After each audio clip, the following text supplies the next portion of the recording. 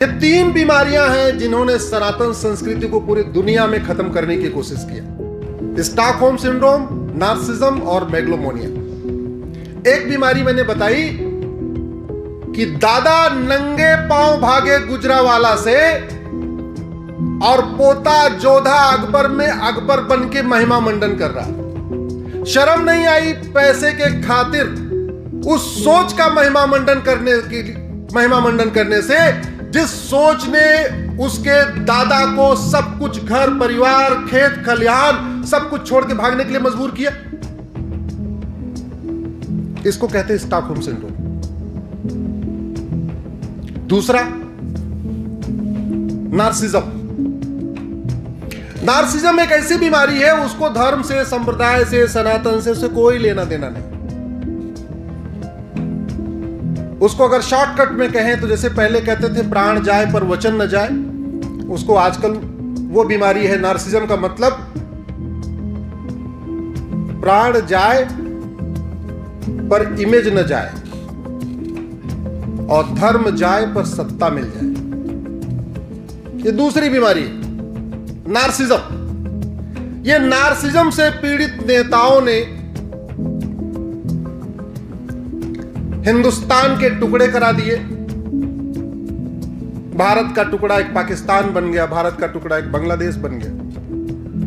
और इस नार्सिज्म से पीड़ित नेताओं ने ऐसी सिचुएशन बनाई कि देखते ही देखते 75 साल में सनातन संस्कृति भारत के 9 राज्यों से खत्म हो गई। कुछ बतौलेबाज कहते हैं कुछ बात है कि हस्ती मिटती नहीं हमारी। बस्ती की बस्ती मिट गई। दुर्योधन का ननिहाल गंधार देखते देखते अफगानिस्तान बन गया। राजा भरत का ननिहाल जहां से रानी कैकेयी आई थी, देखते देखते पाकिस्तान बन गया। गंधार कंधार हो गया, कैकेयी पेशावर हो गया, तक्षशिला रावलपिंडी हो गया, कुंभा काबुल हो गया। और कह रहे कुछ बात है कि हस्ती मिटती नहीं हमारी। इससे बड़ा बेवकूफी वाला कदम क्या होगा कि हम खतरा मतलब उसको रियलाइज भी नहीं करना चाहते। बीमारी है और हम रियलाइज भी नहीं कर रहे। और तीसरी बीमारी है मेगलोमोनिया। मेगलोमोनिया में आदमी हमेशा वो ले दे के कुल मिला के उसको अपनी चिंता होती है। वो चाहता है कि वो चारों तरफ उसका यशगान हो, गुणगान हो, बाकी और सब जाए कुएं में, कोई फर्क नहीं पड़ता, उसका यशगान गुणगान होता रहे। ये 3 मानसिक बीमारियां हैं। जैसे कैंसर होता है, जैसे डायबिटीज होती है, जैसे बुखार होता है, जैसे मलेरिया होता है, वैसे 3 मानसिक बीमारियां हैं, मेगलोमोनिया, नार्सिज्म और स्टॉकहोम सिंड्रोम। दुर्भाग्यवश हिंदुस्तान के बहुत सारे नेता इससे पीड़ित रहे। पृथ्वीराज जी ने 18 बार गौरी को क्यों माफ किया? और गौरी ने 18 बार आक्रमण क्यों किया? पृथ्वीराज जी बहुत बड़े वीर थे, लेकिन उन्होंने 18 बार क्यों माफ किया? और गौरी ने 18 बार हमला क्यों किया? गौरी ने 18 बार हमला इसलिए किया क्योंकि वो सत्ता के लिए नहीं लड़ रहा था। गौरी ने 18 बार इसलिए हमला किया क्योंकि वो लूटने के लिए नहीं लड़ रहा था, सोने के लिए नहीं लड़ रहा था, चांदी के लिए नहीं लड़ रहा था, पैसे के लिए नहीं लड़ रहा था। वो इस्लाम के प्रचार के लिए लड़ रहा था। वो गजवा हिंद के लिए लड़ रहा था। और पृथ्वीराज ने 18 बार इसलिए माफ कर दिया क्योंकि जैसे ही उनको अपना राज्य सुरक्षित मिलता था, अपने राज्य में एंट्री करने के बाद वो लड़ते थे, राज्य के बाहर धक्का देने के बाद छोड़ देते थे। अगर पहली बार में ही पृथ्वीराज जी ने उसको खत्म कर दिया होता, फिर किसी दूसरे गौरी के आने की हिम्मत पड़ती क्या? जरा जोर से बोली। और ऐसा तो था नहीं। कि जब युद्ध होता था तो पृथ्वीराज जी अकेले लड़ने जाते थे, सेनापति जाते थे, सैनिक जाते थे, हजारों के सैनिक मारे जाते थे हजारों की संख्या में, उधर भी वाले भी मरते थे, इधर वाले भी मरते थे। तो अगर पृथ्वीराज जी ने इस चीज को समझ लिया होता कि ये सत्ता के लिए नहीं लड़ रहा है, इसका मकसद कुछ और है, इसकी मंशा कुछ और है, और पहली बार में ही उसका फन कुचल दिया होता, उसको मिट्टी में मिला दिया होता, तो क्या यहां मुगल काल आता? क्या जब मुगल काल नहीं आता तो क्या हमारी माताओं को आग में कूदना पड़ता? क्या हमारे पूर्वजों को जजिया देना पड़ता? क्या हमारे ही देखते देखते हमारे ही परिवार के लोग जो जजिया नहीं दे पाए वो हरिजन बन गए कि नहीं? वो मैला उठाने लगे कि नहीं? साथियों, जो समस्या पहले थी वो समस्या आज भी है, लेकिन चूंकि आज सनातन के समक्ष चुनौतियों की बात हो रही है, जो कुछ बोलूंगा अगले 1-1.5 घंटे तक सच बोलूंगा। अगर आपको महाभारत में विदुर पसंद है तो आपको मेरी बात पसंद आएगी, अगर आपको महाभारत में विदुर पसंद नहीं है तो आपको मेरी बात पसंद नहीं आएगी। अगर भीष्म पितामह चाहते अपना वीटो लगा देते, मैं नहीं लड़ूंगा ये युद्ध, महाभारत होता क्या? द्रोणाचार्य कह देते मैं नहीं लड़ूंगा युद्ध, मैं जा रहा हूं पांडवों की तरफ से लड़ने, युद्ध होता क्या? कर्ण कहता मैं जा रहा हूं, तुम अधर्म के मार्ग पे हो, मैं धर्म की तरफ जा रहा हूं, युद्ध होता क्या? तो युद्ध इसलिए हुआ क्योंकि भीष्म पितामह प्रतिज्ञा भक्त थे, द्रोणाचार्य राजभक्त थे, कर्ण मित्र भक्त था।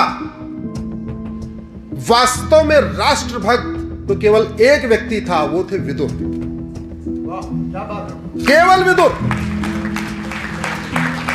नहीं तो आपने अगर महाभारत नहीं देखा तो दोबारा देखिए और विदुर के वचनों पे जाके देखिए, विदुर को रोल को समझिए।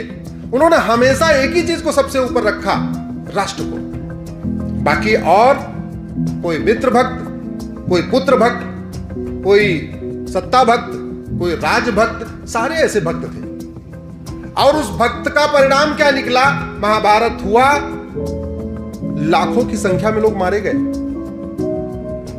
इसलिए कह रहा हूं, जब धर्म की बात हो तो धर्म का पक्ष लेना चाहिए, लेकिन दुर्भाग्यवश धर्म क्या है, अधर्म क्या है, यह हमारे किताबों में पढ़ाया ही नहीं जाता। तो जानेंगे कैसे धर्म क्या है, अधर्म क्या है? सीरियल में चल रहा है क्या? नहीं। ओटीटी में चल रहा है क्या? नहीं। फिल्में बन रही हैं क्या? नहीं। किताबों में पढ़ाया जा रहा है कि नहीं? याद रखिए, जब तक व्यवस्था नहीं बदलती तब तक समाज नहीं बदलता, जब तक समाज नहीं बदलता तब तक परिवर्तन नहीं होता। लेकिन धर्म की जय हो, अधर्म का नाश हो, प्राणियों में सद्भावना हो, विश्व का कल्याण हो, इसको, ये जो 4 वाक्य हैं, इसको पूरा करने की जिम्मेदारी केवल जनता की नहीं है, आम आदमी की नहीं, इसकी जो सबसे पहली जिम्मेदारी है वो शासक की होती है। सबसे पहली जिम्मेदारी है शासक की। शासक की मैं क्यों कह रहा हूं? ये मेरे हाथ में भारत का संविधान है। संविधान के प्रियम्बल में 6 शब्द हैं, equality, justice, liberty, fraternity, unity, integrity. ये संविधान बनाया गया है 6 गोल तय किए। क्या? इक्वलिटी यानी समतामूलक समाज की स्थापना करना, जस्टिस सबको न्याय देना, यूनिटी सबको एक करके रखना, फ्रेटर्निटी सबसे भाईचारा बना के रखना, इंटीग्रिटी मतलब राष्ट्र के प्रति प्रेम रखना। आप लोगों ने, सब लोग यहां पढ़े लिखे लोग हैं, आपके सिलेबस में प्राइमरी में, जूनियर में कभी equality, justice, liberty, fraternity, unity, integrity के ऊपर कोई चैप्टर था क्या? जरा बताइए। था? अगर इन 6 शब्दों को हम दूसरे तरीके से कहें तो ये हमारा संविधान कहता है धर्म की जय होना चाहिए, अधर्म का नाश होना चाहिए, प्राणियों में सद्भावना होना चाहिए, विश्व का कल्याण होना चाहिए। तो इस संविधान को लागू करना क्या हमारी आपकी ड्यूटी है क्या? नहीं। किसकी ड्यूटी है? जो शपथ लेता है। शपथ कौन लेता है? सांसद, विधायक और जज। बाकी लोग अलग शपथ लेते हैं। मैं संवैधानिक शपथ की बात कर रहा हूं। संविधान के शेड्यूल 3 में शपथ बनी हुई है, उसमें जज शपथ लेते हैं और सांसद, विधायक लेते हैं। भारत में कितने सांसद, विधायक हैं? 5,500। लोकसभा, राज्यसभा, एमएलए, एमएलसी मिला के कितने हैं? 5,500। यानी 5,500 एमएलए, एमएलसी, एमपी की ड्यूटी है कि संविधान की भावनाओं के अनुसार भारत का चश्मा पहन के, भारत के नजरिए से इस संविधान को देखते हुए भारतीय परंपरा, भारतीय ज्ञान विज्ञान, भारतीय रीति रिवाज, भारतीय खान पान, भारतीय जीवन शैली का प्रचार और प्रसार करें। और उन 5,500 लोगों पे 55,000 करोड़ रुपए खर्च होता है साल में। कितना खर्च होता है? जोर से बोलिए जरा। टोटल 5,500 लोग हैं। उस 5,500 में से बहुत सारे मंत्री बन जाते हैं, मुख्यमंत्री बन जाते हैं। तो टोटल संख्या 5,500 की है। मैं मंत्री मुख्यमंत्री पे नहीं जा रहा हूं क्योंकि वो भी सांसद, विधायक ही होते हैं।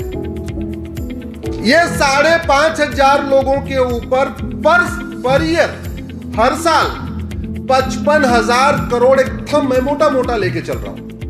अगर आप उनकी free air ticket, free rail ticket, उनका खाना, उनका जाना, उनके पुलिस का जो गार्ड है उसका खर्चा, उनको जो बड़ा मकान मिलता है उसका खर्चा सारा निकाल दीजिए तो 55,000 करोड़ रुपए हर साल खर्च होता है हमारे माननीयों के ऊपर। क्या करने के लिए? संविधान में लिखी हुई बात को लागू करने के लिए और संविधान के उद्देश्यों को प्राप्त करने के लिए। ये 55,000 करोड़ रुपए आता कहां से है? अरे आप लोग देते हैं, बोलो ना हम लोग देते हैं भाई। कम से कम इस हाल वाले तो बोलो हम देते हैं। इस हाल में सारे टैक्स पेयर बैठे हुए फिर भी ये कहने में संकोच कर रहे हैं कि हम देते हैं। अरे आप देते हो,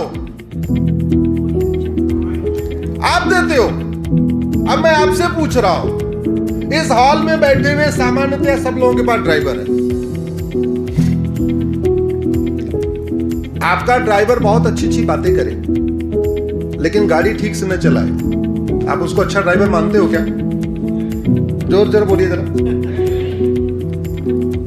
इस हाल में बैठे हुए सबके घर में कहीं न कहीं कुछ काम वाली भी होगी जो झाड़ू पोछा करने आती होगी। बहुत अच्छी अच्छी बातें करे, ठीक से आपका झाड़ू पोछा न करे, आप उसको अच्छा मानोगे क्या? आपने इस हाल में बैठे हुए कुछ लोगों ने सिक्योरिटी गार्ड भी रखा होगा।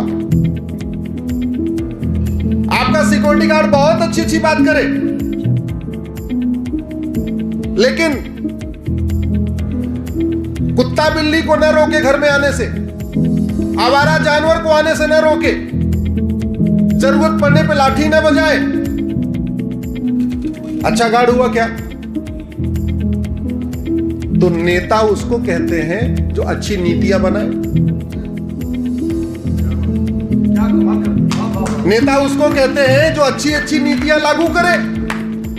आप सब लोगों ने 55,000 करोड़ रुपए इकट्ठा करके दे दिया 5,500 लोगों को।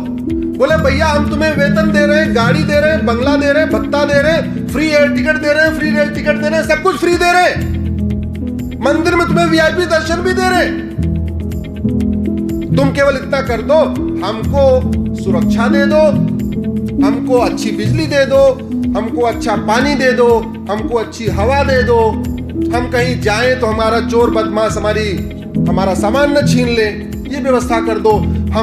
हमें कोई परेशान करे तो मैं थाने में जाऊं तो फटाफट एफआईआर हो जाए, और अगर हमें कोई परेशान करता है एफआईआर हो जाए तो 1 महीने के अंदर उसकी चार्जशीट इन्वेस्टिगेशन हो जाए, और इन्वेस्टिगेशन के बाद अगर मामला कोर्ट में चले तो 1 साल के अंदर उसका फैसला करवा दो।